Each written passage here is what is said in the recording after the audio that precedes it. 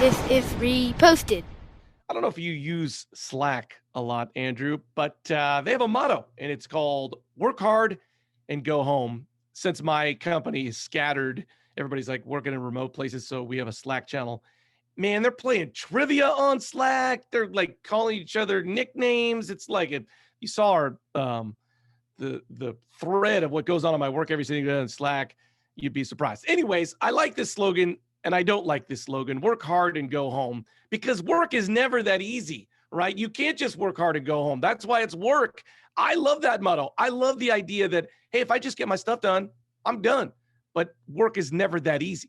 I completely agree with that. Work should be, you do it and, Yes. you turn it off and you go spend time with your family. You go spend time working in your wood shop or doing whatever.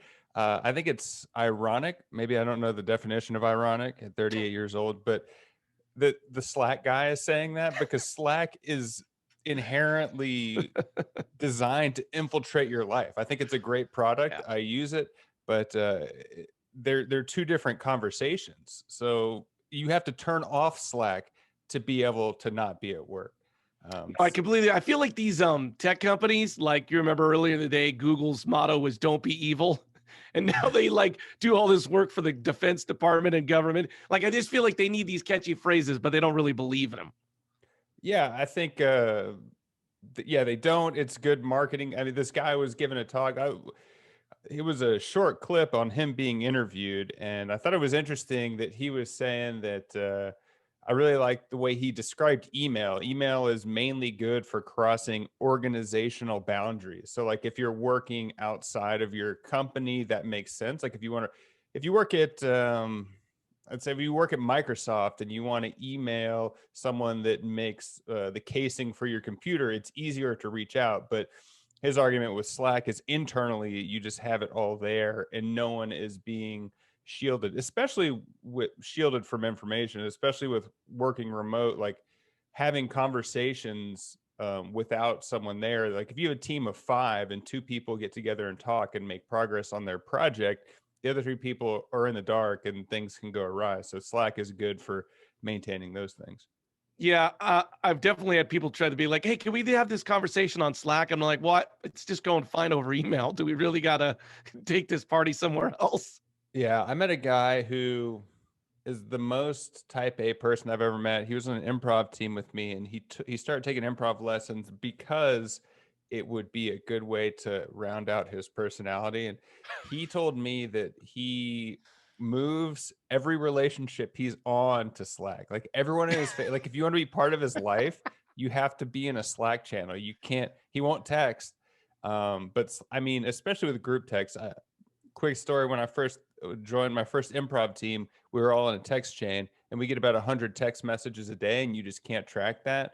And so for groups of people, Slack's a good product. So was that guy just trying to like be a personality, or he really wanted to streamline everything and you could only get to him on Slack? He really wanted to streamline everything. I mean, if you text, like he was a functioning human, like if you texted him, he would respond, but he would try really hard. He was a producer for a video game company and just basically had to manage a lot of personalities. And I think he realized that was the most effective way to do it. You know, this idea of back to this idea of like working hard and going home. That's not how work works, right? You need authorization from your boss a lot of times. So you're sitting there waiting for your boss to tell you can go ahead with a project before you can go home. You can't just do your work. It doesn't, like, you don't work in a vacuum at work. You don't. I did see that. I don't know. I read this maybe in the same article. The CEO of Netflix admitted that he takes 6 weeks of vacation a year because he believes ample vacation time is key to a company's success. So he doesn't really need anyone to sign off on him taking a vacation. It's easy to say that once you've made all your money. I heard a money guy. I think Gary V or Grant Cardone, both are successful people, talking about how if someone tells you you just need to take a break or something, if you hear a billionaire saying that, like they don't talk about the 10 years or 20 years or whatever they neglected their entire life. So that vacation thing, it's like communism. It sounds good in theory, but doesn't work in practice. You know, I think millennials don't operate this way, but I've definitely had bosses who are very like, you got to be here 9 to 5. Like they just wanted to physically see you for a specific amount of time, even though my work was done. I couldn't be like, hey, I'm going to leave now. They were, no, you got to be here. And I think that's being phased out, but I hated those bosses. Yeah, I think that is being phased out. It also, maybe I'm a special type of person, but it takes a special type of person because the last company I worked at had that kind of culture. You had to pass the CEO's office on the way out. Oh, But I didn't care. I got to the point where I could finish all my work, and if I was there past 3:30, that was a miracle. But there was no complaints. My projects were profitable, and I got everything done on time. is there any chance that this company had a couple of consultants come in named Bob, and then at one point you went in and gutted a piece of fish on your boss's desk? Did any of those things happen? We're pretty close to actually having that happen. Our leadership team was real good at bringing in consultants and paying people. Yeah, that's a whole different story. But I just wish like everybody in the world thinks like, let's just get everything down to 4 words: work hard, go home. It's that simple, Andrew. well, it is that simple. And he's having this conversation when I think he has a cup of coffee. He's relaxing on stage, giving an address. And the true test is how people react under stress. Like if there's a deadline, he's like, well, it's 5 o'clock. I'm going home. I don't think he's going to feel the same way. It's like, oh, when it works for me, I'm going to say the good thing. Yeah.